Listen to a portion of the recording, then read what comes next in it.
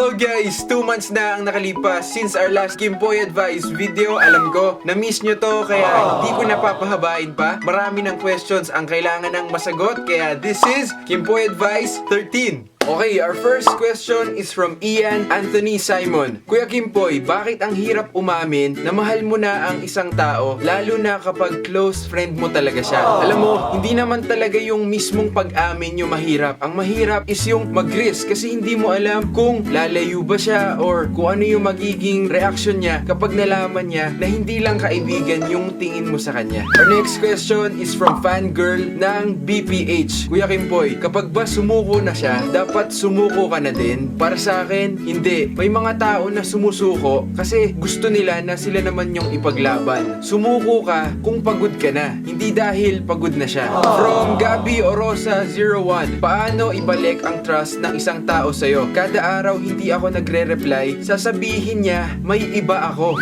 Ang gawin mo, iparamdam mo talaga sa kanya na walang iba. Huwag mo lang sabihin sa kanya na walang iba kasi hindi naman yan magdududa kung wala yang ibang nakikita. From I'm Precious Reyes, yung feeling na masaya kami pag magkausap kami pero wala namang kami. Ano yun? Ano yun? Ang tawag doon ay friends.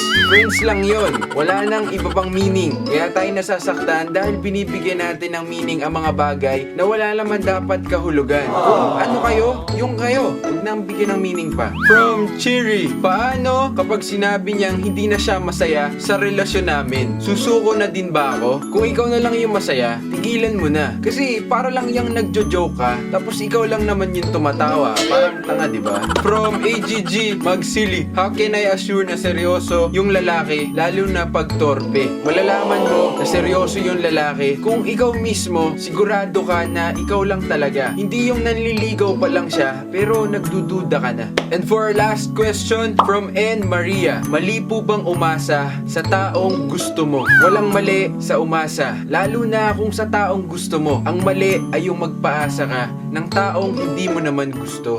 There you go guys, thank you so much for all your questions. Sana na-enjoy nyo ang video na to. Sobrang nag-enjoy ako sa pagsagot ng mga tanong nyo, kaya keep on sending them through Twitter at Kimpoy Feliciano with the hashtag Kimpoy Advice.